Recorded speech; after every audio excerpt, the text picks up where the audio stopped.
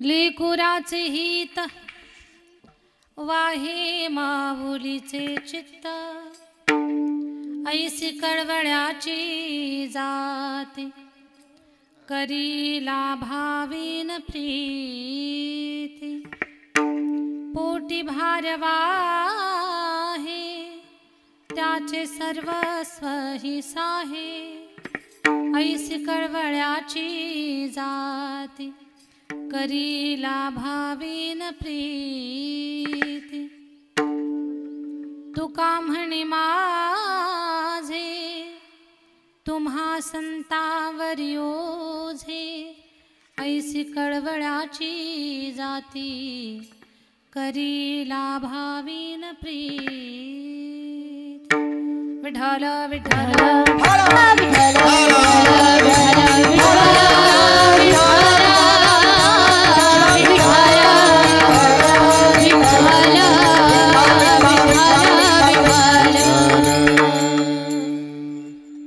पांडुरंगा करू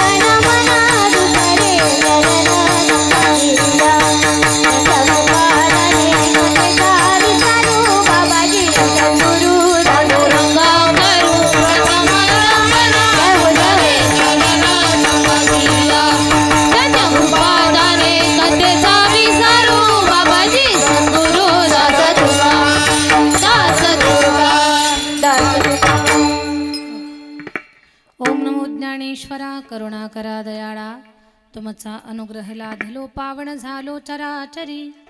श्री गुरुचरण सरोज रज निज मन मुकुर सुधारी। वर्णो रघुबर विमल जसो जोदायक फलचारी। बुद्धिहीन तनु जानिके सुमिरो पवन कुमार। बल बुद्धि विद्या देहु मोहि हरहु कलेस विकार। जयांची केलिया स्मरण होय सकळ विद्येचे अधिकरण। तेची वंदू श्री चरण श्री गुरूंचे नमस्कारुणी आता विठ्ठल विठ्ठल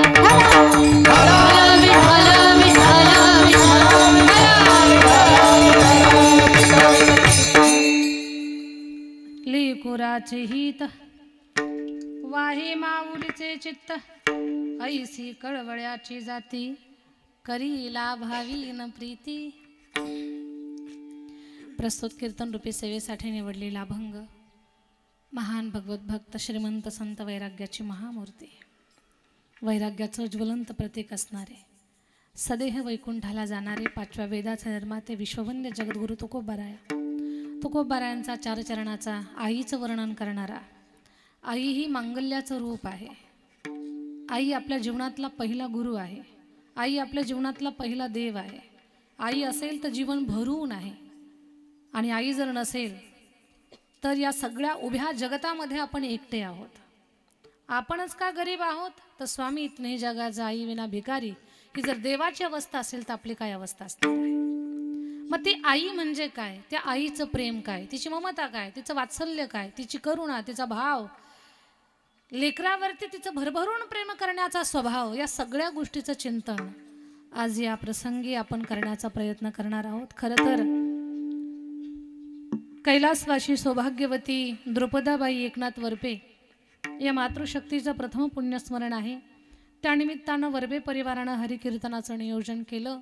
स्वर्गीय सौभाग्यवती द्रुपदाई एकनाथ वरपे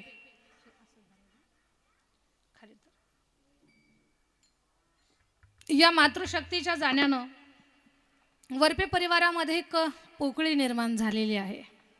माझ्या ताई दादांनो, असं कधी कोणाला वाटत नसतं आपली हक्काची माणसं आपल्याला कायमची सोडून जावीत म्हणून, पण जेव्हा जातात ना त्यावेळेला माणसं थोडीशी हरल्यासारखी होतात. भरलेल्या जगामध्ये एकाकी पडल्यासारखी होत असतात. आपली आई जगाच्या पलीकडे जावी, ढगांच्या आड मातीच्या आड दडलेली, कधीच आपल्याला दिसणार नाही, बोलणार नाही, असं कधीच कुणाच्या जीवनामध्ये घडावं असं कधी कोणाला वाटत नसतं दादांनो. आई जाणं म्हणजे आपल्या जीवनातला प्रेमाचा सागर आटणं आहे. श्रीमान विजयजी मसे यांनी मला फार सुंदर शब्दामध्ये या मातृशक्तीच्या जीवनातल्या संघर्षाचं शब्दांकन करून दिलं. आज ज्यांच्या पुण्यस्मरणासाठी आपण सगळे एकत्र आहोत, त्या मायमाऊलीचं जीवन हे बालपणापासून खूप काही सुखात हलकं फुलकं असं नाही. प्रत्येक पावलालाच नव्हे तर प्रत्येक श्वासाला संघर्ष. आईवडिलांची परिस्थिती नाजूक, मग सगळ्या बहीण भावंडांच्या मध्ये जुना काळ थोडासा हालाखीचाच होता, कठीण होता. परिस्थिती लोकांची नाजूक होती. खाण्यापिण्याचे प्रश्न होते. स्टाईल फरशीची घरं तर नव्हतीच. तिथे जगण्याचा संघर्ष होता. त्या जगण्याच्या संघर्षामध्ये जीवनाची काटेरी वाटचाल पार करत करत करत करत ही माय माऊली आई वडिलांच्या घरी जेव्हा लहानाची मोठी होत असताना उपवर झाली, तर ही मातृशक्ती या वरपे परिवाराची लक्ष्मी बनली. इथे येऊन सुद्धा एवढा मोठा परिवार, आत्ताच आपण वाचलं, एवढे मोठे सगळे भावंड आहेत. त्यांच्या पतिदेवासोबत मला वाटतं 5-6 जण असतील. तर एवढा मोठा परिवार, या परिवारामध्ये नाही म्हणतात तरी अगदी दुसऱ्या नंबरचं म्हणजे मोठंच स्थान या मातृशक्तीचं. तिथेही एवढ्या लोकांच्या कुटुंबामध्ये अगदी तो सुद्धा जगण्याचा, जीवनाचा, प्रत्येक पावलाचा संघर्ष. त्याच्यामध्ये 2 मुली 1 मुलगा, या छोट्याशा लेकरांना लहानाचं मोठं करत करत अगदी परिस्थितीला तोंड देत जीवनाचा कठीण काटेरी प्रवास करत ही सगळी मंडळी पुढे चालत राहिली. या सगळ्या अडचणीच्या दिवसातून वाट काढत काढत काढत वरपे परिवाराला आता कुठे सुखाचे दिवस आले आणि सुखाचे 4 घास खावे तर या जगाचा निरोप घ्यावा लागला. जीवन असंच आहे. जेव्हा काहीच नसतं तेव्हा सगळं काही सोबत असतं, आणि जेव्हा सगळे सोबत असतात, सुखही असतं, तेव्हा आपली हक्काची माणसं कायमची निघून गेलेली असतात. अरे खरं तर आजच्या सुखाचे खरे हक्कदार ज्यांनी कष्ट घेतलं ती माणसं आहेत, आजच्या सुखाचे हक्कदार. पण काय जीवनाची शोकांतिका, नियतीचा खेळ न्यारा आहे. नियतीच्या पुढे कुणाला चालता येत नाही. माणसाचं जीवनच असं आहे. अरे सुख हाताला लागलं, हाताला लागलं, हाताला लागलं लागलं म्हणता म्हणता कधी हातातून सटतं किंवा हातच आपले दूर निघून जातात हे सुद्धा माणसाला कळत नाही. वरपे परिवारासाठी आज सुखाचे दिवस आहेत, पण या सुखाच्या दिवसाला मिळवण्यासाठी दुःखाच्या प्रसंगी संघर्षात जी मातृशक्ती आपल्या सोबत होती ना, ती माय माऊली आज नाही हो. लेकी बाळींच्या जीवनामध्ये प्रचंड दुःख आहे. का? सणासुदीला या लेकी बाळींची आठवण काढणारं एक मातृशक्तीचं स्वरूप नाहीये. भाऊ आहे, भाऊजई आहे, वडील आहेत, काका आहेत, चुलत्या आहेत, बहीण बाळा आहेत, सगळं आहे, पण आई नाही ना. दरे काही कमी करणार आहेत का बाकीची लोक? कोणीच काही कमी करणार नाही. जमतंय तेवढं सगळे प्रेम देण्याचा प्रयत्न करणार आहेत, पण आईच्या प्रेमाची सर या जगाच्या पाठीवर दुसऱ्या कोणाला येणार नाही. म्हणून तर जग म्हणतं, आई माझी मायेचा सागर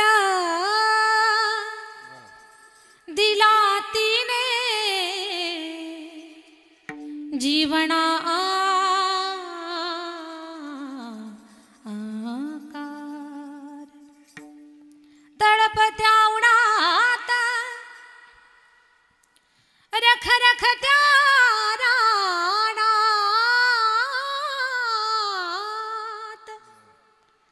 राहिलीस माझ्यासाठी तू ग कष्टाच्या घामात, कधी मिळेल मुठभर घास, कधी घडे तिला उपवास, ओल्या मातीतून चालताना तुडविले काट्यांचे फास। आई माझी मायेचा सागर,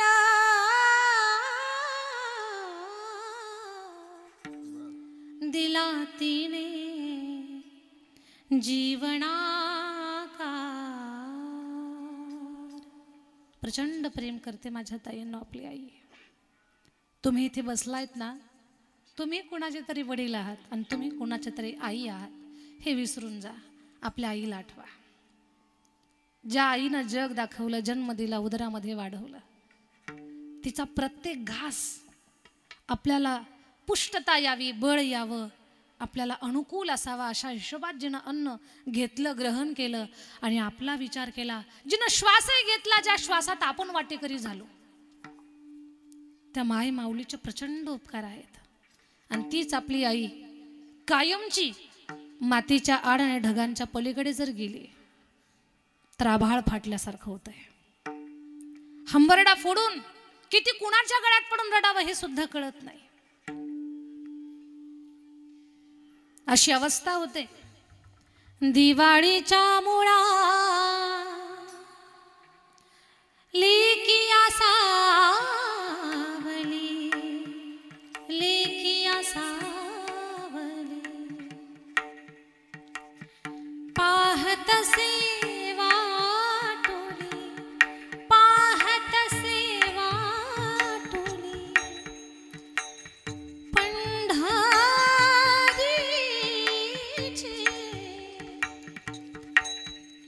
पंढरीची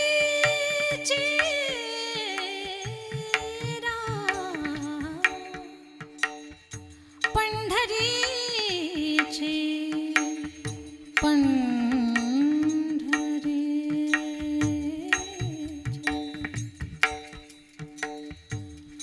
भेटी लागे जीवा,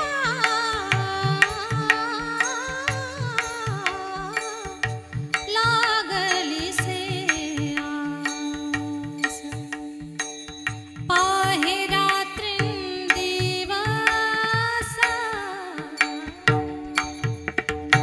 पाहे रात्रिंदिवस,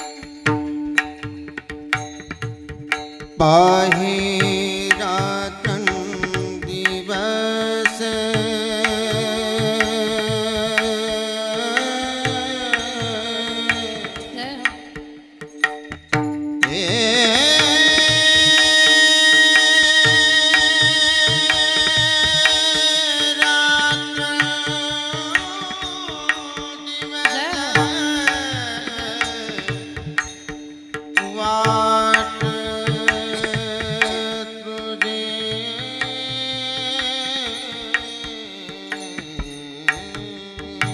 आज द्रौपदी आईच्या जाण्यानं त्यांचे सुपुत्र संतोषजी वरपे, कल्पनाताई मसे, सुवर्णाताई खतोडे या सगळ्या लेकरांना विचारा, आई हरवल्याचं दुःख काय असतं। या तीनही भावंडांना आई दिसेल चुलीच्या तोंडाला फुगलेल्या भाकरीमध्ये,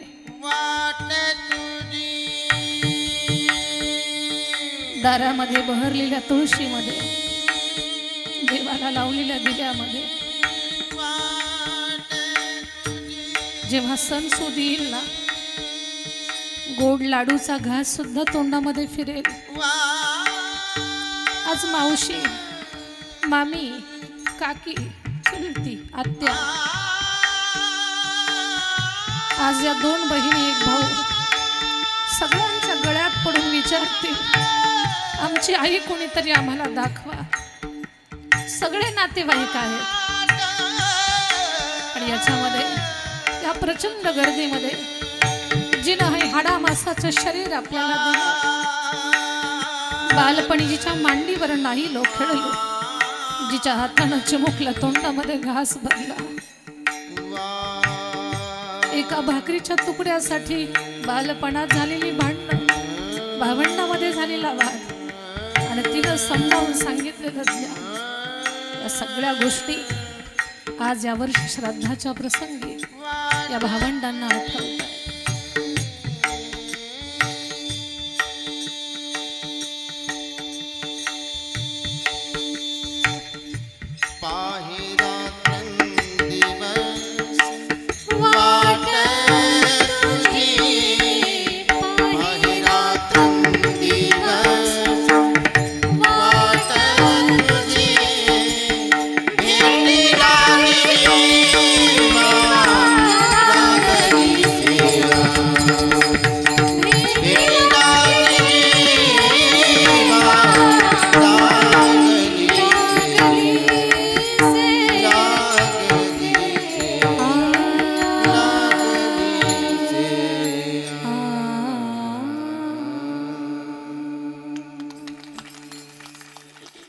खरं तर या भावाला व्यक्त करण्यासाठी गुरुजींचा जो स्वर लागला त्याच्यासाठी एकदा टाळी वाजली. माझ्या ताई दादांनो, खूप संघर्षातून ज्या माई माऊलीचं जीवन विकसित झालं, आता कुठे चांगले दिवस, या सुंदर छताखाली त्या माऊलीनं वावरावं का? तिचा पदर या लेकरांसाठी छत्र होता बराच काळ. कधीतरी प्रसंगी शेजारणीकडनं 2 भाकरीचं पीठही आणलं असेल, त्याची भाकर मळून घातली असेल लेकरांना. आज असे दिवस आहेत ना, आज शेजाऱ्याकडून मागायची नाही गरज, आज कुणाला तरी मदतीला उभा राहील हा परिवार. पण ज्यांनी आम्हाला जगवत असताना एवढं सगळं केलं, आज ते नाहीत ना या जगामध्ये. आईचं जाणं काय असतं त्याबद्दल मी बोलणार आहे. आई म्हणजे काय असते तेही तुमच्या समोर मांडणार आहे. पण द्रुपदा आई यांच्या जाण्यानं या लेकरा बाळांच्या, नातवंडांच्या, लेकी बाळींच्या जीवनामध्ये एकच भाऊ आहे त्यांना, त्या दादाच्या जीवनामध्ये, यात सगळ्यांच्या जीवनात हे मातृप्रेमाचा जो सागर आहे ना तो आटलाय. पण या परिवाराला संस्कार एवढे चांगले आहेत की त्या संस्काराचं रूप म्हणून या परिवारानं आपल्या गेलेल्या आईच्या आठवणीमध्ये हरिकीर्तनाचं नियोजन केलं. या आईच्या पोटी एक कन्यारत्न जन्माला आलं, कल्पनाताई, की कोंडवड गावामध्ये विजयजी मसे यांच्या सौभाग्यवती बनल्या. आज त्यांच्या पोटी ज्ञानेश्वरीसारखं, बाळा तुझ्या भाऊचं नाव काय? कृष्णा मसे, अशी 2 लेकरं जन्माला आली. आज ती वारकरी संप्रदायामध्ये सेवा करतायत. आज ज्ञानेश्वरीचं गायन ऐकून यूट्यूबच्या माध्यमातून कितीतरी लोक तिच्या आवाजावरती प्रेम करतात, एवढ्याशा लेकराचं कौतुक करतात. ज्ञानेश्वरीच्या गाण्याला खूप सुंदर कमेंट्स असतात. कमी काळामध्ये सगळ्या संस्थेचं प्रेम तिनं मिळवलंय. ती घरी जरी आली तर आम्हाला ज्ञानेश्वरीची आठवण येते. संस्थेत किती मुली येतात, किती शिकतात, आपल्या घरी जातात, स्वतःचा प्रवास करतात, पण कमी वेळामध्ये संस्थेचं आमच्या सगळ्या व्यवस्थापक मंडळीचं मन जिंकणारं हे लेकरू, हिचं गायन ऐकून लोकांना एवढा आनंद होतोय. आज तिची आजी असते तर त्यांना किती आनंद झाला असता. कारण मला वाटतं ज्ञानेश्वरीला येऊन 1च वर्ष झालंय आपल्याकडे, आणि जेव्हा ती आली होती आपल्याकडे तेव्हा असं विशेष कीर्तनात उभं राहून ती कधी गात नव्हती. आज हे सगळं पाहण्यासाठी त्या नाही आहेत. तर सांगण्याचा उद्देश, भाव एकच आहे माझा, की द्रौपदी आईंच्या जाण्यानं या परिवाराला प्रचंड दुःख आहे. पण या दुःखातूनही स्वतःला सावरत आईच्यासाठी काय सत्संकल्प आपण केला पाहिजे, त्याचं उदाहरण म्हणजे आजचा हा हरिकीर्तनाचा सोहळा आहे. मग या सोहळ्याच्या प्रसंगी आई म्हणजे काय तेच मी तुमच्यासमोर मांडण्याचा प्रयत्न करणार आहे. विठ्ठल विठ्ठल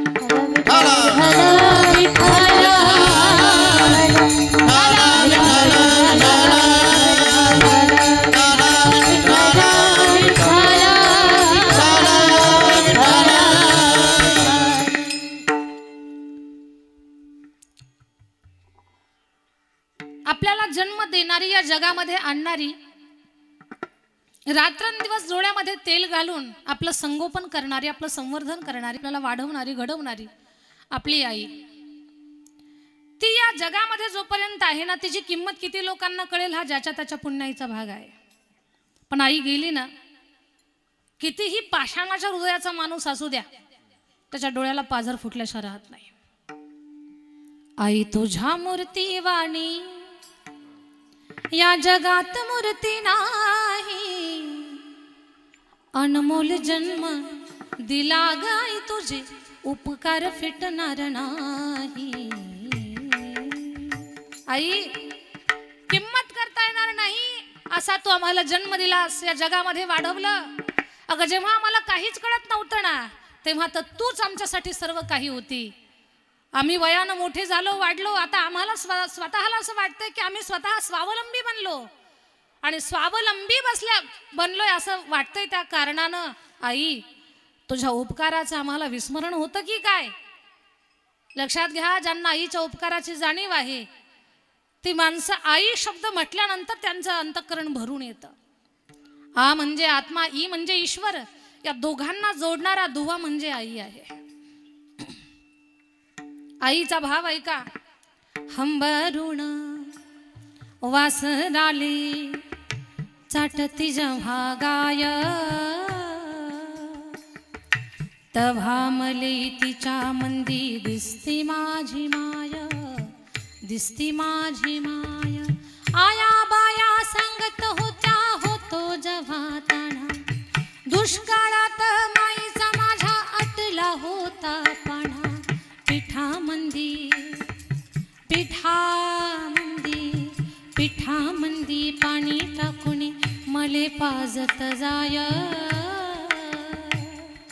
तव्हा मले तिच्या मंदी दिसती माझी माय, दिसती माझी माय, दिसती माझी माय.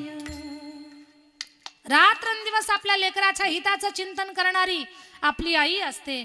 आई आपल्या लेकराचं किती हित पाहते हे जगद्गुरु तुकोबारायांच्या लक्षात आलं आणि त्या विचाराला जगद्गुरु तुकोबारायांनी शब्दात मांडलं. अभंगाचं पहिलं चरण. लेकराचे हित, लेकराचे हित, लेकराचे हित, लेकराचे हित, लेकराचे हित,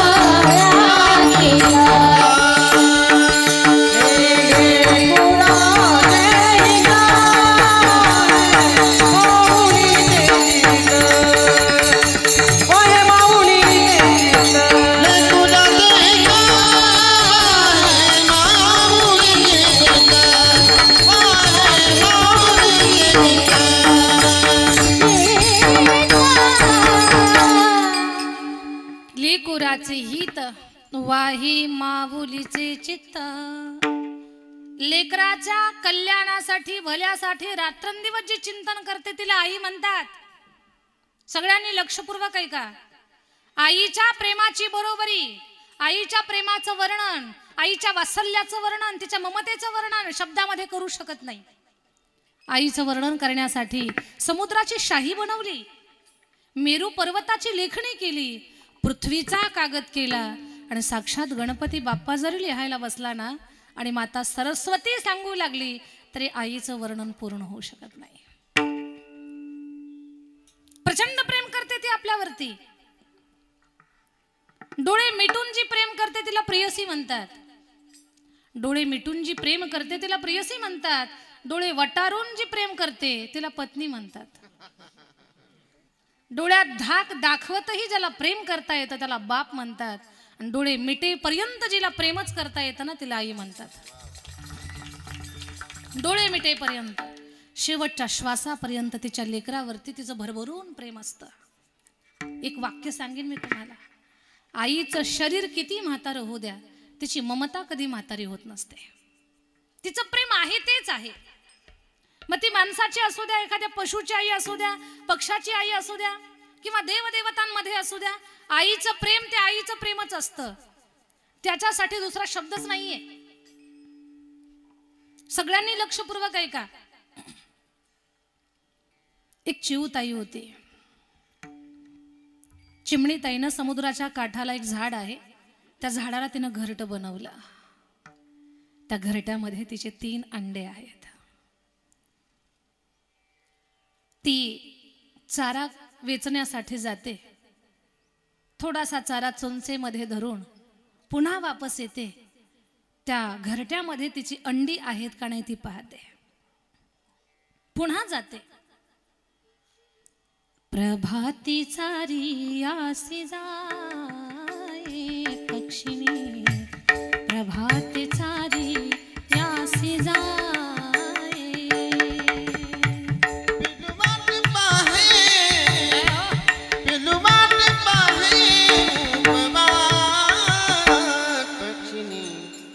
प्रभाते तारी आसी जाय.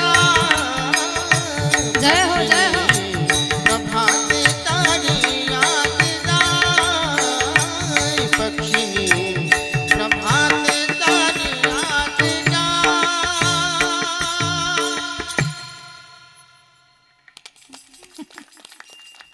जावं तिनं चोंचमध्ये चारा भरावा, पुन्हा वापस यावं. दृष्टांत फार लक्षपूर्वक ऐका. तिची अंडी तशीच आहेत का नाही तिनं पाहावं, पुन्हा थोडंसं दूर जावं. पण तिला विश्वास वाढत गेला, माझी अंडी सुरक्षित आहेत. मग दूर जाता जाता थोडी दूर करता करता जरा बरीच दूर गेली आणि तेवढ्या वेळामध्ये समुद्रामध्ये अशी भरती आली.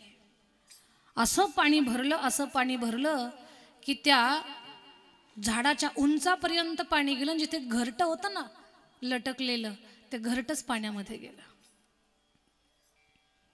घरटा समुद्राच्या पाण्यामध्ये. चिऊताई आली, पाहिलंय झाड तर पूर्ण पाण्यामध्ये डुबलेलं आहे.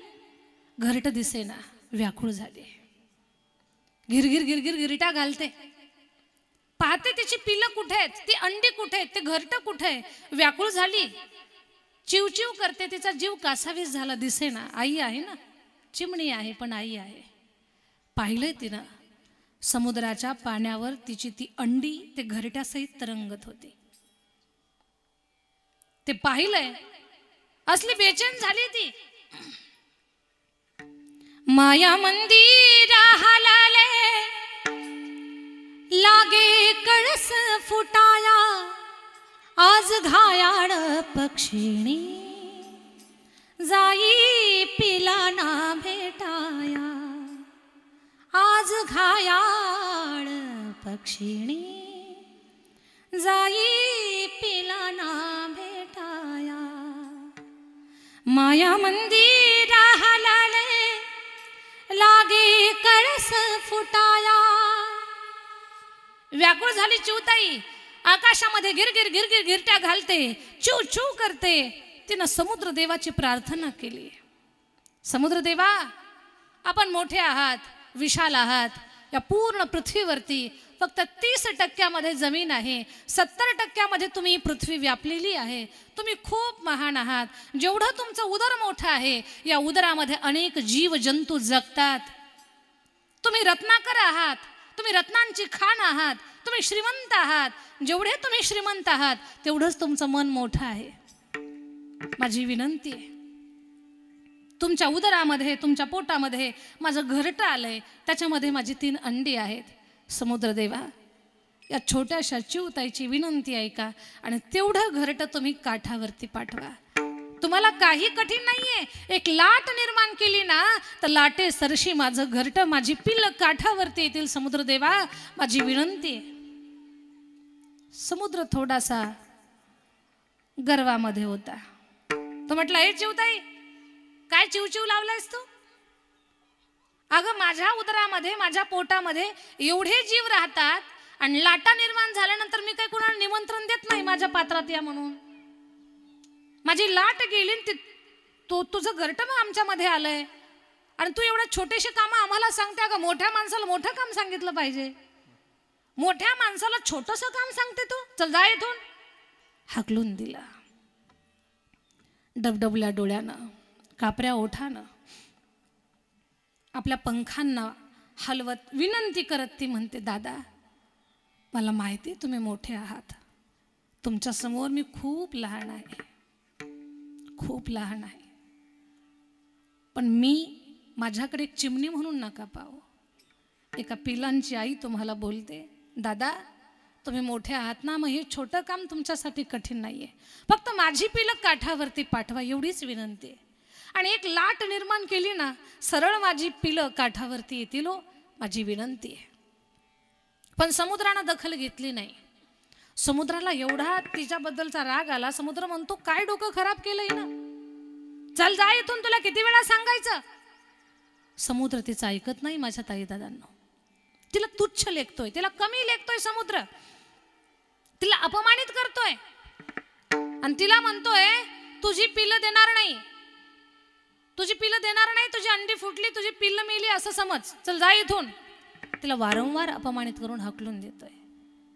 ती म्हटली, एवढी जर देवाला प्रार्थना केली असते ना तर देवही आतापर्यंत धावून आला असता. याला प्रार्थना करून काहीच उपयोग नाही झाला.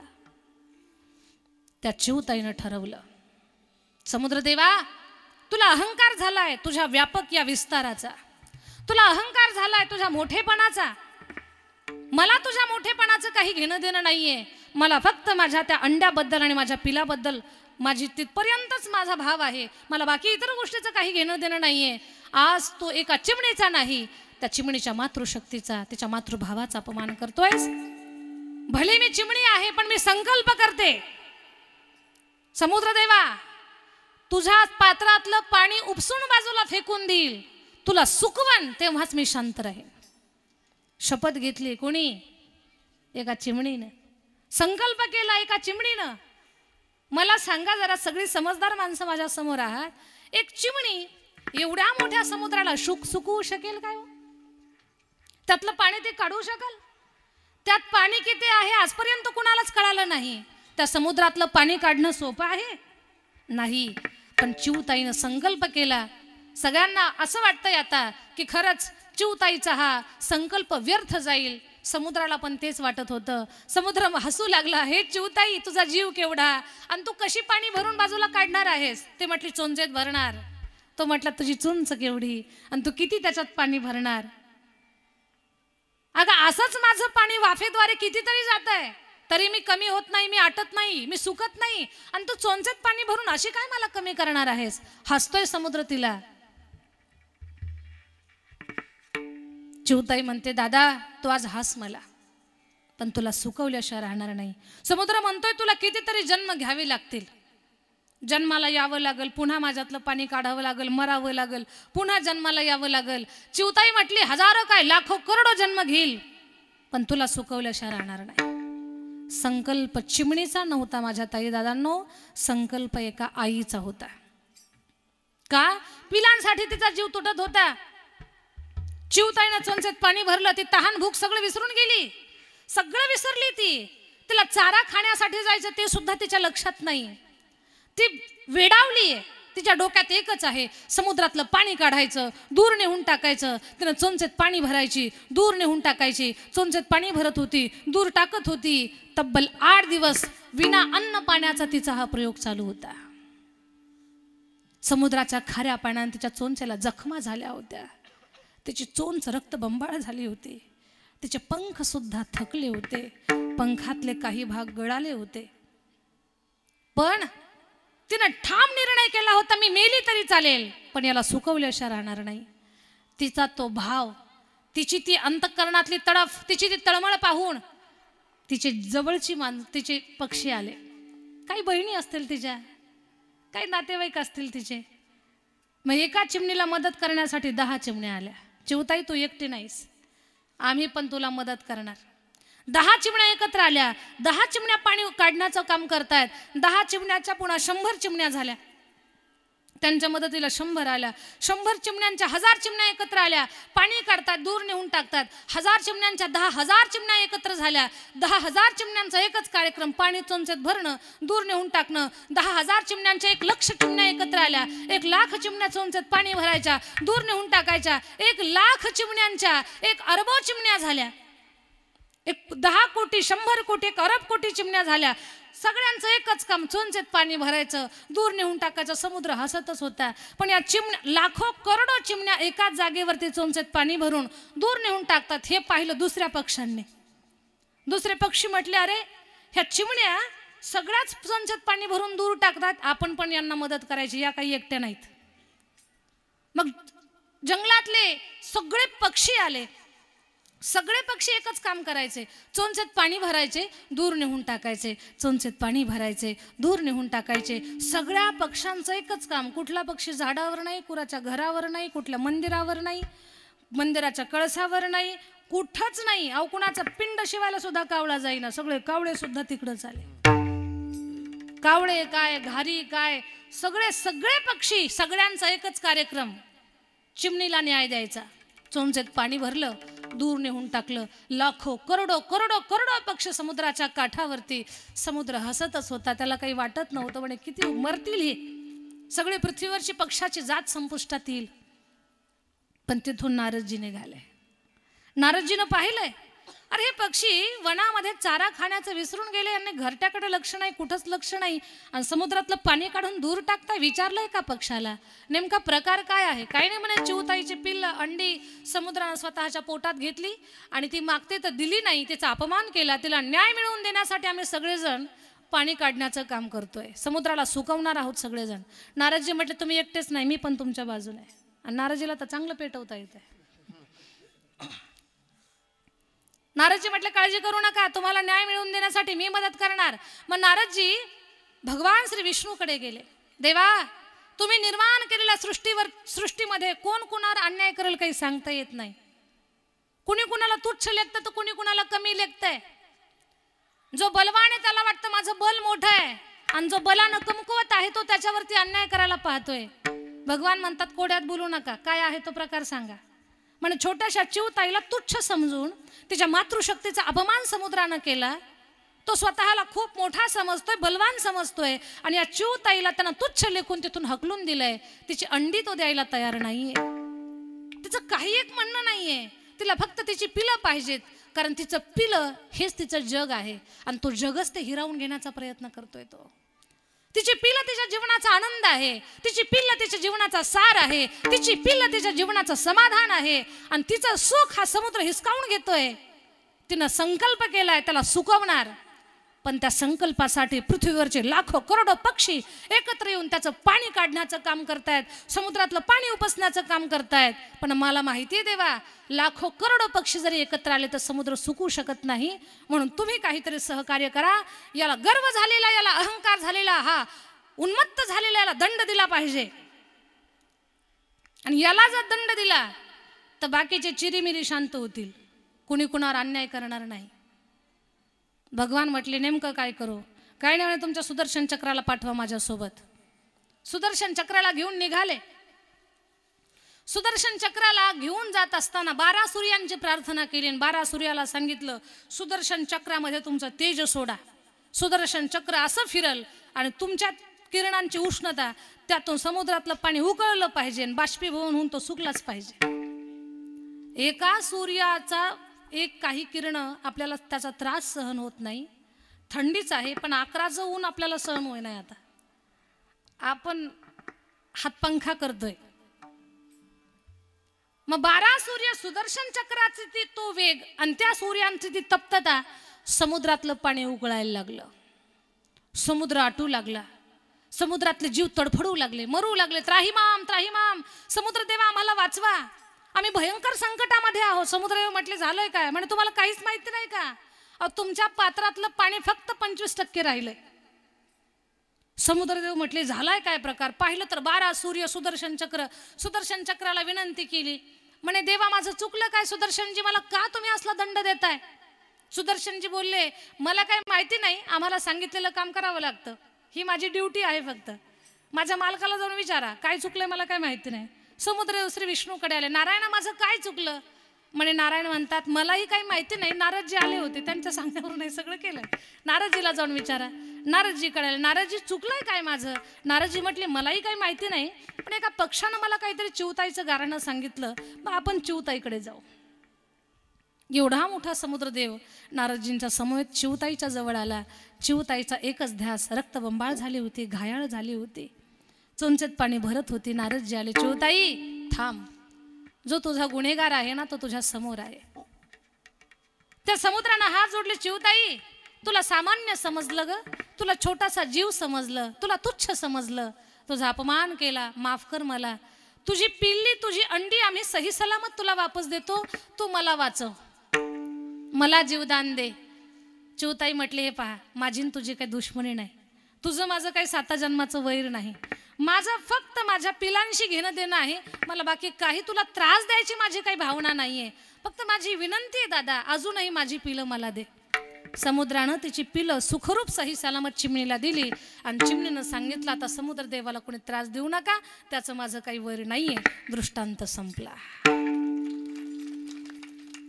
दृष्टांतातून एकच सांगायचंय, लेकरांच्या प्रेमापोटी एक चिमणी जर लेकरांसाठी हा संकल्प करत असेल आणि स्वतःचे प्राणपणाला लावत असेल, तर आई एक मनुष्याकृती मनुष्य जीव, ती आई आपल्या लेकरांसाठी काय करू शकत नाही. जर चिमणीचा हा भाव असेल तर आपल्या आईचा याहीपेक्षा कितीतरी पटीनं श्रेष्ठ भाव आहे. कारण आपल्या आईला ज्ञान आहे, देव कळतो, धर्म कळतो, सगळं कळतं. याच्यातून एकच सांगायचं आहे की आईच्या प्रेमाची बरोबरी जगाच्या पाठीवर कोणीही करू शकत नाही. सबसे बड़ी है माँ पगले, सबसे बड़ी है माँ, सबसे बड़ी है माँ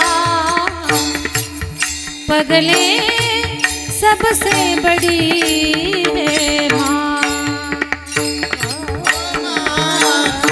सबसे बड़ी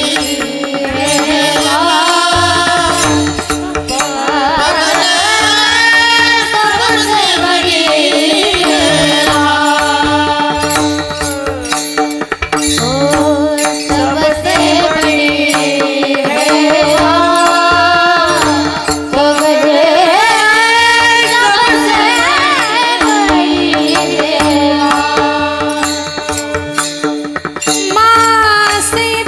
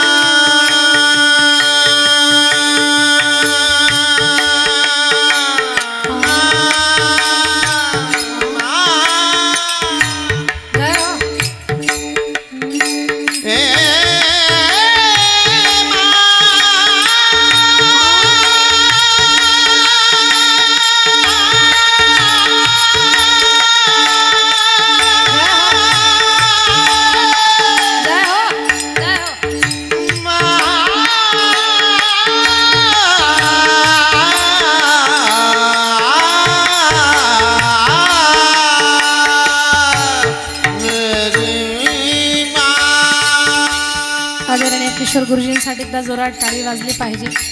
एवढे सुंदर स्वर आपल्या अंतःकरणाला स्पर्श करून तो भाव व्यक्त करताय.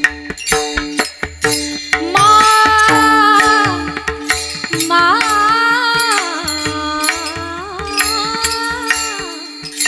मा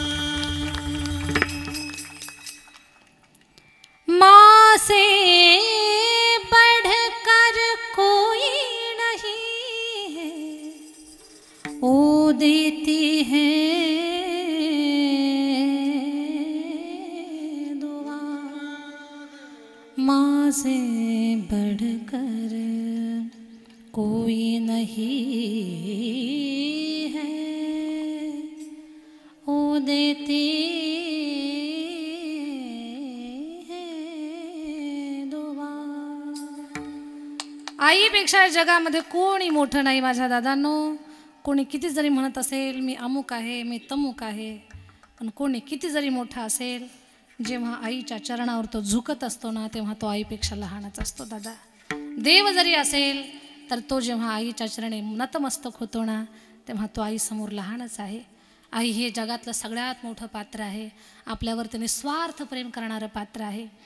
बाकी प्रत्येक नात्यामध्ये कुठे ना कुठे स्वार्थ दडलेला आहे, पण ज्या प्रेमाला कुठलीच स्वार्थाचे झालर नाही ना, त्या प्रेमाला, त्या नात्याला आईचं प्रेम म्हणतात.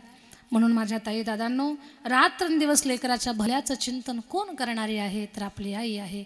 लेकुराचे हित वाहे माऊलीचे चित्त. रात्रंदिवस. मी एक वाक्य सुरुवातीलाच बोलून गेले, आई आहे तोपर्यंत कळत नाही, ती गेल्यानंतर कळते.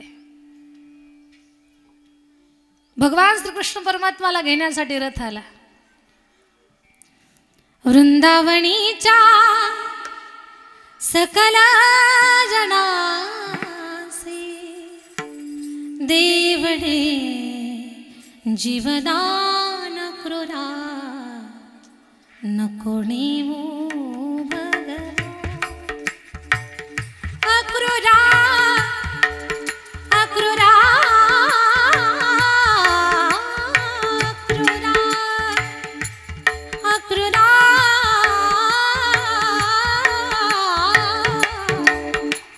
अक्रूरजी, कृष्ण आमचा श्वास आहे, नका ना घेऊन जाऊ, नको नेवो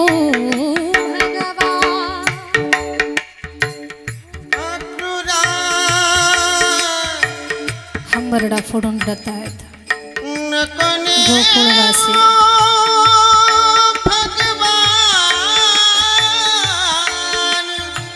आज यशोदा माईचं अंतःकरण गहिवरून आलं. ज्या कृष्णाला ती तिचा लाला म्हणत होती, त्या कृष्णासमोर तिने हात जोडले. कन्हैया, आज तुझ्या खऱ्या आईकडे जाणार आहेस, माझी विनंती लाला. देवकी मातेला सांगू नको मी तुझा कान पिरगाळलेला. देवकी मातेला सांगू नको मी तुला उखळाला बांधलेलं. खूप रडते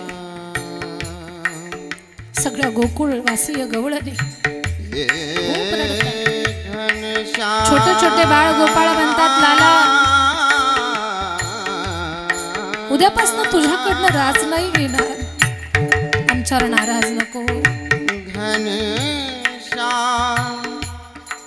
सगळ्यांची खोटी समजूत काढत भगवान रथामध्ये बसून मथुरेकडे निघाले.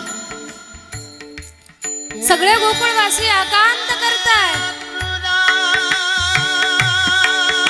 रथाची धूळ जोपर्यंत दिसते तोपर्यंत विहळतात.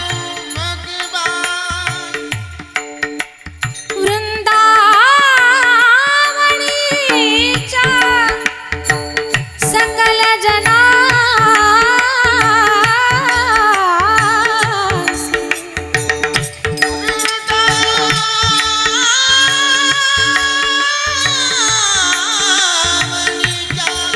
सकल जनासी देवडे जीवदान अक्रूरा नको नेवो भगवान. अक्रूरा नको नेवो भगवान. नको नेवो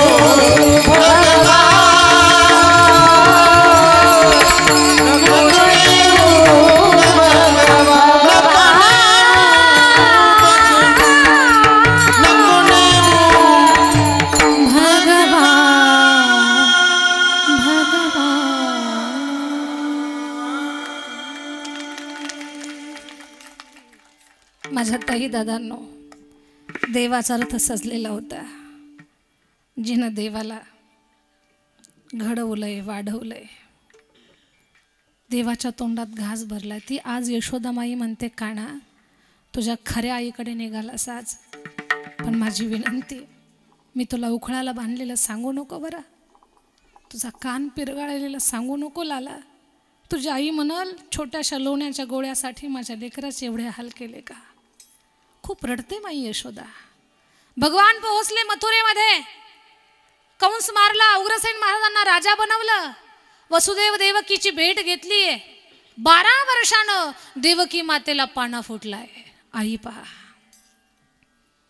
कृष्ण भगवंताला ती 56 प्रकारचे पक्वान्न करते जेवायला. पण कन्हैया त्या भरलेल्या ताटात लोण्याची वाटी पाहून हंबरडा फोडून रडतात आणि दुसऱ्या मजल्यावरती जाऊन ज्या दिशेनं गोकुळ दिसतो ना तिकडे तोंड करून रडतायत. विचारलं, लाला का रडतो तो, का रडतो? आई, माझ्या ताटाला 56 काय त्याही पेक्षा अधिक पदार्थ बनवून तू तयार करून मला खाऊ घाल, पण माझ्या ताटाला तो लोण्याची वाटी नको लावत जाऊ. का? आई, ती लोण्याची वाटी पाहिली ना मला माझ्या माई यशोदेची आठवण येते ग. हे का सांगते मी तुम्हाला? तर आईच्या प्रेमामध्ये देव सुद्धा तरसतोय. तुमची आमची काय कथा आहे? जिच्या प्रेमाला कसल्याच प्रकारचा स्वार्थ लागलेला नाहीये, असं निस्वार्थ प्रेम जिला करता येतं, जी रात्रंदिवस लेकराच्या भल्याचं चिंतन करते, तिला आई म्हणतात. म्हणून लेकुराचे हित वाही माऊलीचे चित्त, ऐसी कळवळ्याची जाती करीला भाविन प्रीती. स्वार्थ न ठेवता ती प्रेम करते. किती सहन करते ती आपलं पोटी भार वाहे, त्याचे सर्वस्व ही साहे. सगळं सहन करते. मग असंच तुकोबाराय म्हणतात, तू का म्हणे माझे तुम्हा संतावरी ओझे. प्रचंड प्रेम करणारी आपली मातृशक्ती, तिच्या प्रेमाची बरोबरी, तिच्या प्रेमाची तुलना आपण कशामध्ये करू शकत नाही.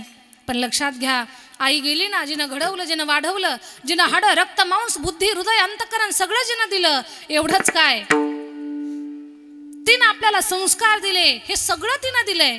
मग तिनं एवढं दिल्यानंतर तिच्या ऋणातून उतराई होण्यासाठी आपण नेमकं काय करावं? तर या वरपे परिवाराचा आदर्श आपण घ्यावा की आईच्या आत्म्याला सद्गती प्राप्त व्हावी, याच्यासाठी का आपण हरिकीर्तनाचं नियोजन करावं. पुण्यवान म्हणावे लागेल ही माई माऊली, की माई माऊलीच्या पुण्यस्मरणासाठी वर्ष श्राद्धासाठी आज हरिकीर्तनाचा सोहळा घडतोय. तुम्ही म्हणाल पैसे खर्च केल्यानंतर हे असे सोहळे घडत असतात, डोक्यातून काढून टाका. सज्जनापेक्षा दुर्जन लोकांकडे खूप पैसा आहे. सज्जनाकडे कमी आहे पण दुर्जनाकडे जास्त पैसा आहे. मग सगळीच माणसं आपल्या गेलेल्या लोकांच्या आठवणीत कीर्तन घडवून आणतील असं अजिबात नाहीये. तर गेलेल्या माणसाच्या आठवणीत कीर्तन घडून येण्यासाठी त्या माणसाचं पुण्य आणि राहिलेल्या परिवाराला संस्कार, या दोन गोष्टींचा जेव्हा मेळ लागत असतो ना, तेव्हा पुण्यस्मरणाला कीर्तन उभं राहत असतं. उगीच नाही. या माई माऊलीचं पुण्य आहे. आणि विशेष म्हणजे सौभाग्यवतीचं लेणं घेऊन जगाचा निरोप घेतला, याला इच्छा मरण म्हणतात. ज्या दिवशी स्त्रीच्या कपाळावरती कुंकू लागतं, भांगामध्ये सिंदूर भरला जातो ना, त्या दिवशी त्या विवाहित स्त्रीची इच्छा असते, देवा हेच सौभाग्याचं लेणं घेऊन मी जगाचा निरोप घ्यावा. मग तसं मरण येणं म्हणजे जीवन सफल होणं आहे. खरं तर द्रौपदाईंच्या बाबतीमध्ये संतांचे शब्द सार्थ झाले म्हणावे लागतील. याच्यासाठी केला होता हास, याच्यासाठी केला होता हास, याच्यासाठी केला होता हास, याच्यासाठी केला होता हास, याच्यासाठी केला होता हास,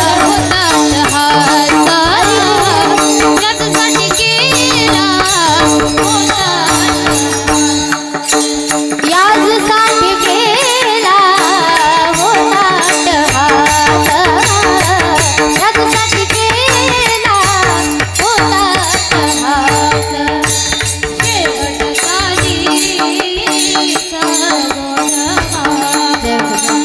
शेवटचा दिवसा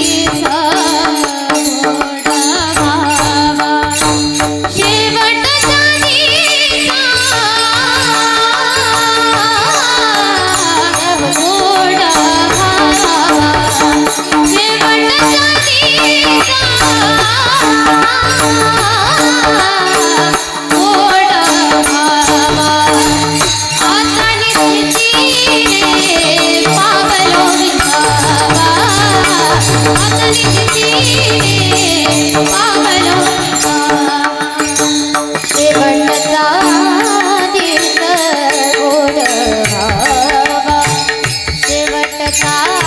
दिवसा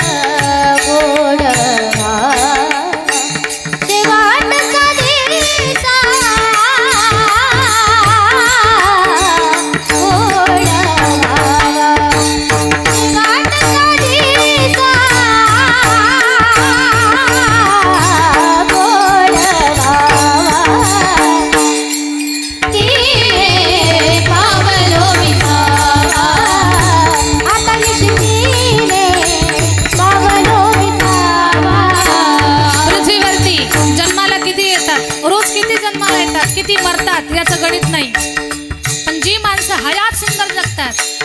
आयुष्यभर गळ्यामध्ये पवित्र तुळशीची माळ, माऊलींचा हरिपाठ, तुळशीची पूजा, वारकऱ्यांचा सन्मान करतात, ओठावरती भगवंताचं नाम घेतात ना, अशा लोकांचं जीवन सफल होतं दादा.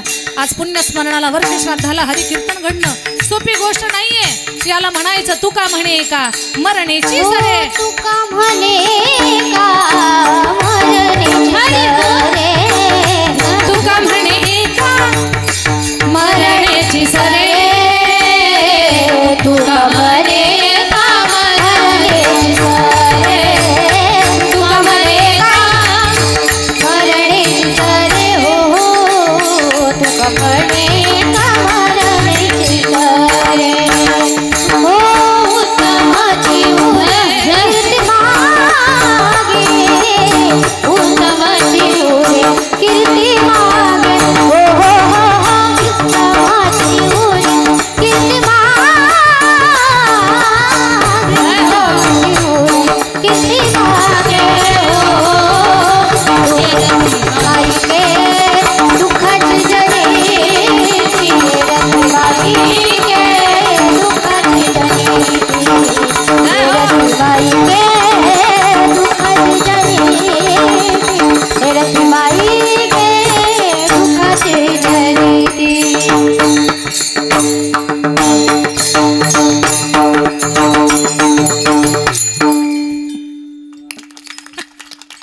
फार सुंदर भावे का.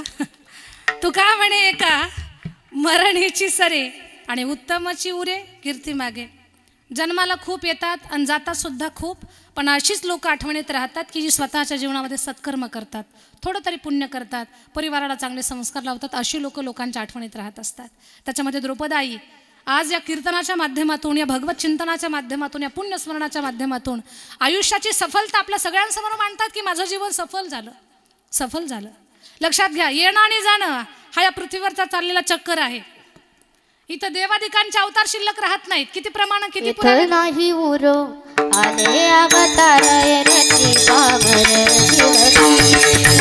एरती पामर शिव किती, इथं नाही उरो आले अवतार, एरती पामर शिव किती, एरती पामर शिव किती, ओ एरती पामर जीव किती, एरती पामर जीव किती, ओ एरती पामर जीव किती, एरती पामर जीव किती, इथं नाही उरो आले अवतार, एरती पामर जीव किती, एरती पामर जीव किती, इथं नाही उरो आले अवतार, एरती पामर जीव किती, एरती पामर जीव किती, येर ते पामर जीव किती, येथ नाही उरो आले अवतार. जाणं ठरलेलं आहे नाशिवंत देह, जाणार सकळ आयुष्य खातो काळ, सावधान. पण सगळ्यांनी कान देऊन ऐका, जाणं सत्य आहे, त्याच्यात नो चेंज, काही बदल करता येत नाही. यमराजाचा हॅलो आला की आपल्याला आलो म्हणावंच लागतं. आपण काही जावाई नाही यमराजाचे, बरं. तिथं नो अपील, आणि त्यांना आपल्याला कशानं घाबरावं काहीच कारण नाहीये. देवादिकांचे अवतार, त्यांना शरीर सोडून जावं लागतं. तुमचं आमचं सगळ्यांचं जाणं फिक्स आहे. पण एक गोष्ट लक्षात ठेवायची, मरावे परी कीर्तिरूपी उरावे. आपण केलेलं सत्कर्म, आपण काय जगलो, आपल्या जगण्यानं किती लोकांच्या जीवनामध्ये आनंद प्राप्त झाला, किती लोकांना असं वाटलं की ही माणसं अजून जगायला पाहिजे होती, समजावं जीवनाची सफलता प्राप्त झाली. आपण गेल्यानंतर असं नको म्हणायला गावची डोकेदुखी गेली म्हणून, असं चुकूनही कुणी नको म्हणायला. त्यांना आपलं जीवन सफल होऊ शकत नाहीये. खूप काही आहे बोलण्यासारखं, पण वेळेची मर्यादा लक्षात घेता एक गोष्ट सांगेन तुम्हाला. मग आता द्रौपदा आई वरपे यांचं जीवन सफल झालं. आज त्यांच्या श्राद्धाला भगवंताचं स्मरण आहे. कुणी म्हणेल मग श्राद्धासाठी पिंडदान करतात, श्राद्ध प्रसंगी अन्नदान करतात, अनेक प्रकारचं दान केलं जातं, धनदान केलं जातं. मृत्यूपासून वर्ष श्राद्धापर्यंत अनेक विधी आहेत. मग अगदी अस्थि विसर्जन, नंतर दशक्रिया, नंतर गंगापूजन, प्रत्येक महिन्याला मासिक, वर्ष श्राद्ध, 1 वर्षानंतर. मग हे सगळे विधी आम्ही यथाविधी पार पाडत असताना वर्ष श्राद्धाला कीर्तन ठेवायचं कारण काय? कशामुळे कीर्तन करायचं? त्याचं एकच कारण आहे, हे कलियुग आहे. एखादी गोष्ट करत असताना कुठली तरी त्रुटी आपल्याकडनं राहू शकते. एखाद्या वेळेस दिवा लावायची दिशा चुकली असेल, एखाद्या वेळेला अगदी करंगुळीला काय काय बांधून ती पूजा वगैरे करावी लागते, तिथं काहीतरी मिस्टेक झाली असेल. भूदेवांनी सांगितलं असेल हा मंत्र आमच्या मागे म्हणा, तो मंत्र आपल्याला पहिल्यांदा म्हणजे याच्या अगोदर कधी कानावर न पडल्यामुळे उच्चार चुकीचा होत असेल आपल्याकडनं. मग आपल्याकडनं हे जे कर्मकांड आहेत त्यात कुठली त्रुटी राहून पितृदोष लागू नये आपल्याला, याच्याकरता हरिकीर्तन. ताई एवढं पटत नाही आमच्या बुद्धीला, सोपं सांगते. त्वष्टा नावाचे महात्मे होते, त्यांचा मुलगा विश्वरूप इंद्रानं मारला. त्वष्टा महाराजांना राग आला, इंद्राला मारणारा पुत्र निर्माण करणार मी. यज्ञामध्ये आहुत्या सोडायला लागले, त्यांना इंद्राला मारणारा पुत्र निर्माण करायचा होता. पण मंत्रांचे उच्चार करत असताना फक्त स्वर चुकला, बिंदू चुकला, अनुस्वार उच्चार करण्याचा चुकला, तर इंद्राला मारणारा नाही, इंद्राच्या हातनं मारणारा पुत्र जन्माला आला. आणि त्या मुलाचं नाव आहे वृत्रासूर. तो वृत्रासूर इंद्राला सळो की पळो करून सोडलं. सगळे देवता हैराण परेशान. शरण आली दधीची ऋषींना, महाराज तुमची हाडं आम्हाला द्या. लोक कुणाला काय मागतील काही सांगता येत नाही, हाडं काय मागायची गोष्ट आहे का. पण देवता एवढे स्वार्थी आहेत, संतांना हाडं मागितली त्यांनी स्वतःच्या स्वार्थासाठी, पण संत एवढे उदार आहेत, हाडं सुद्धा दिली त्यांनी जगत कल्याणासाठी. हाडं घेतली, हाडाचं शस्त्र बनवलं, आणि ते शस्त्र जेव्हा इंद्राच्या हातात पाहिलं तेव्हा वृत्रासुरानं हात जोडले, देवा आता मी मरतोय. एक वर्षभर भगवंताची स्तुती केली. मुरली बजाने वाले, गिरवर उठाने वाले, मैं दास हूँ तुम्हारा, मैं दास हूँ तुम्हारा. भगवंताची स्तुती केली आणि तो वृत्रासूर भगवत चरणी अर्पण झाला. त्याच्या कंठामध्ये ते शस्त्र शिरलं, त्याचा मृत्यू झाला. भगवंताचा पाय त्याच्या हृदयावर ठेवला आणि देवाचा पाय हृदयावर ठेवल्यानंतर त्यानं देवाला प्रार्थना केली, देवा जिथे मी असेल ना तिथं लोकांनी आपल्या गेलेल्या आई वडिलांच्या प्रत्यर्थ जर पिंडदान केलं तर त्या लोकांना मुक्ती मोक्ष प्राप्त होऊ दे. त्या क्षेत्राला गया तीर्थ म्हणतात. पहा, एका राक्षसाला एवढी मोठी सद्गती प्राप्त झाली.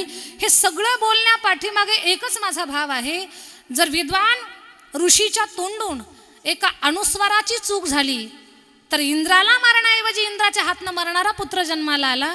मग आपण सामान्य जीव आहोत, आपल्याकडनं जर एखादी त्रुटी राहिली, एखादी काही गोष्ट ती सर्व कर्मकांडामध्ये पिंडदान करत असताना किंवा आपली शुद्धता नाही झाली, स्वच्छता नाही झाली, शुगर पेशंट आहात, उपवास ठेवून सगळी व्रत करायची असतात, नाही उपवास ठेवणं झालं, आपल्याला कुठली त्रुटी राहिलेली त्या त्रुटीमुळे काही बिघाड होऊ नये आपल्या या कर्मकांडात, याच्याकरता कलियुगा माझी करावे कीर्तन. आणि नाम एवढं मोठं साधन आहे. रामकृष्ण नाम सर्व दोष हरण, रामकृष्ण नाम सर्व दोष हरण, रामकृष्ण नाम सर्व दोष हरण, रामकृष्ण नाम सर्व दोष हरण. जड जीवा हरि जड जीवा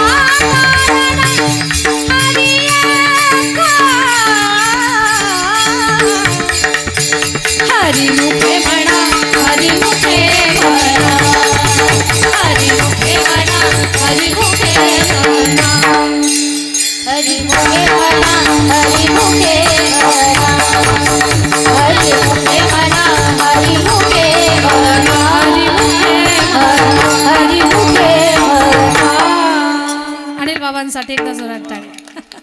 रामकृष्ण नाम सर्व दोष हरण, जड जीवा तारण हरिक. खरं तर सांगू, द्रौपदाईंच्या वर्षे श्राद्धाला या कीर्तनाच्या माध्यमातून जेथे कीर्तनाची शोभा, पांडुरंग तेथे उभा, माझे भक्त गाती जेथे, नारदा मी उभा तेथे, मद्भक्त यत्र गायंती तत्र तिष्ठामि नारदा. आज तर खऱ्या अर्थानं द्रौपदाईंची भगवंताच्या दरबारामध्ये अशी अवस्था असेल, याती कुळ माझे. गुरुजी तुम्ही म्हणावं, ते माझी इच्छा आहे, जरा विस्तारित आणि ह्याच्यावर सांगत होईल आजच्या कीर्तनाची. याती कुळ माझे गेले हार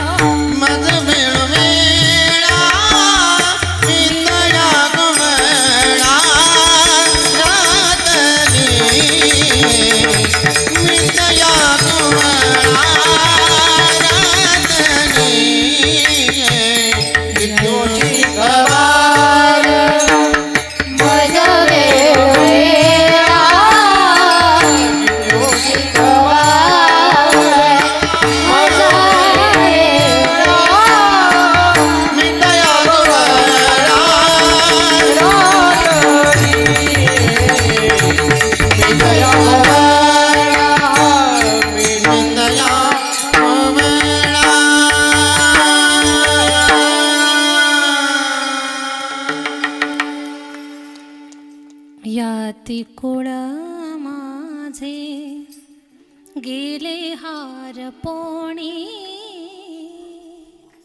याती कुळ माझे गेले हार पोणी, श्रीरंगा वाचोणी आणूने. गुरुजी हरकत आपण घ्या. श्रीरंगा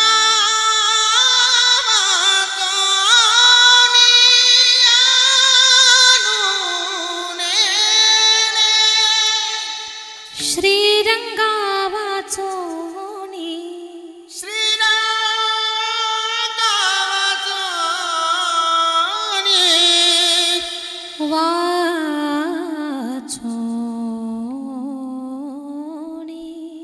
आणूने.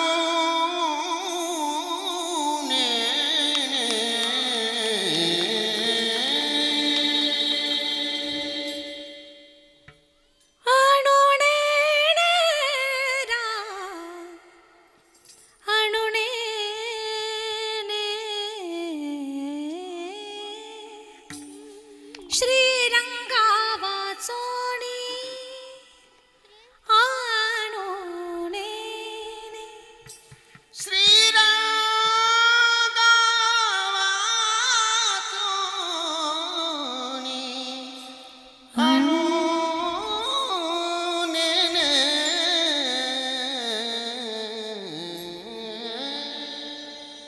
किती शिकवाला मज वेळोवेळा, किती शिकवाला मज वेळोवेळा, किती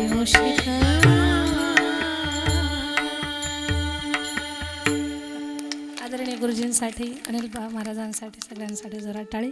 आणि खरं तर टाळी झाली आमच्या सुनील भाऊसाठी झालीच पाहिजे. जास्त वेळ नाही घेणार मी, थांबते, कारण कीर्तन उशिरा चालू झालं ना, 11 ते 1, आता 1:04 झालेली आहेत पहा. त्याच्यामुळे माझ्या वाणीला इथं विराम देते मी. पवित्र पुण्यात्मा द्रौपदीबाई वरपे या मातृशक्तीच्या पवित्र पुण्यात्मा सद्गती प्राप्त व्हावी, या परिवाराला दुःखातून सावरण्याची शक्ती भगवंतानं द्यावी. आणि हा आदर्श घ्यावा की आपणही आपल्या गेलेल्या आईवडिलांच्या स्मृतीमध्ये भगवान परमात्माचं स्मरण चिंतन करावं, कारण भगवंताचं नाम हे जीवाला तारणार आहे. जागा घेऊ शकते, परंतु आईची जागा कोणी घेऊ शकत नाही. किंवा प्रत्येक वेळी घरातील सर्वांच्या सुखदुःखात साथ देणारी ती एक मात्र असते. तिचे दुःख बाजूला ठेवून दुसऱ्याचं दुःख निवारण करते ती आई. दररोजच्या जेवणाची काळजी करणारी आई, आयुष्याच्या जेवणाची काळजी करणारा बाप. आज अशा कार्यपूर्तीतून ज्या आधारवडाकडे आपण या ठिकाणी जातो ना, आई गेल्यानंतर दुःख कळतं. आई गेल्यानंतर आठवण होते ती लेकीला. त्या मुलानं थोडंसं हे करा. मंडपचा खांब धरून रडतो तो बाप, लेकीच्या गळ्यात पडून रडते ती डॉक्टर साहेब आई असते. आईची जागा खरंच कोणी घेऊ शकत नाही. माझी आई कशी असो, एका जागेवर पडलेली असो किंवा गुरु ती चालती बोलती असो, संजू भाऊ, तिच्या सर्वांगीण देहाचा मला लेकाला कधी विसर पडणार नाही, माझ्या लेकीला कधी विसर पडणार नाही. ज्या कर्तृत्वातून दातृत्वातून तिनं मला शिकवलं, मला लहानचं मोठं केलं, माझ्या जिभेवर जी सरस्वती अनिल बाबा जिनं ठेवली ना, ती सर्व विद्यापीठाचं एक शास्त्राचं माहेरघर असते आई. आणि म्हणून अशा या वरपे पाटील परिवारातून कैलासवासी सौभाग्यवती द्रौपदाबाई एकनाथ वरपे अर्थात काकू या ठिकाणी निजधामाला गेलेला आहे. 1 वर्षापूर्वी त्यांनी आपला देह पंचतत्वात त्या ठिकाणी विलीन करत असताना ज्या बाळावरचं कपाळाचं कुंकू त्या आपल्याबरोबर घेऊन गेल्या. सौभाग्याचं जिनं आमच्या काकूंनी आपल्याबरोबर या ठिकाणी घेऊन जाणं पसंत केलं. पाठीमागं कोण ठेवलं तर पाठीमागं एकनाथ नामदेव वरपे पाटील या परिवाराच्या आधारवर त्यांना ठेवलं. खरं तर हा मधुभाऊ 6 भावंडांचा हा परिवार, आणि याच 6 भावंडांच्या परिवारात अगदी सर्वांचं दिरा भायांचं संगोपन करावं आमच्या काकूनी संगोपन करत असताना कुणाला काय लागतंय, कुणाला काय कमतरता आहे याची जाणीवसुद्धा त्या ठेवून होत्या. अशा भरल्या सरल्या प्रपंचातून खरं तर एक रत्न आमच्या राहुरी तालुक्याच्या जोळीमध्ये या ठिकाणी काकूंनी घातलं, ते म्हणजे सौभाग्यवती कल्पनाताईंच्या रूपानं, आमचे प्रहारचे विजय म्हशे पाटील यांच्या रूपानं. दुसरं रत्न घातलं ते खचोडे पाटलांच्या, जालिंदर पाटलांच्या झोळीमध्ये सौभाग्यवती सुवर्णताईंच्या माध्यमातून. एक पुत्र रत्न संतोष एकनाथ वरपे, की ज्याच्याकरता हा पूर्ण आयुष्याचा डोलारा आमच्या काकूंनी या ठिकाणी उभा केला. अशा या कार्यप्रणालीतून खरं तर आमच्या विजूभाऊंनी एक जीवनपटच आमच्या पुढे या ठिकाणी दिला. खरं तर विजूभाऊ जीवनपट लिहिण्यापेक्षा जीवनपट आत्मसात करणं किती महत्त्वाचं आहे हा त्या चित्रपटाचा खरा गाभा आहे. म्हणून आई या चित्रपटाच्या खऱ्या नायकाला शोभून दिसते, ती माझी आई. आणि याच आईच्या कार्यकर्तृत्वातून खरं तर एक माता मी बघितली, अनाथांची माता कैलासवासी स्वर्गीय सिंधुताई सपकाळ. आणि दुसरी माता मी या ठिकाणी बघतोय, जी अनाथ, ज्यांना कुणालाच नाही ना, त्यांना आमची दिदी आहे. ज्यांनी रस्त्यावर टाकून दिलं ना, ती दिदी आमच्या झोळीत घेते, दिदी आपल्या झोळीत घेते आणि चकलांब्याला घेऊन जाते. आणि घेऊन गेल्यानंतर या रत्नाला आकार देते. आणि आकार देणारी ही मातृत्वाची जननी म्हणजे आमच्या सद्गुरू कल्याण बाबा संस्था चकलांबाच्या संस्थापक अध्यक्षा साध्वी सोनाली दिदी करपे यांच्याकरता एकदा जोरदार टाळ्याचा गजर या ठिकाणी झाला पाहिजे. दिदींच्या वाणीतून शुद्धतेचा भाव आईच्या बद्दल या ठिकाणी शुद्ध झाला.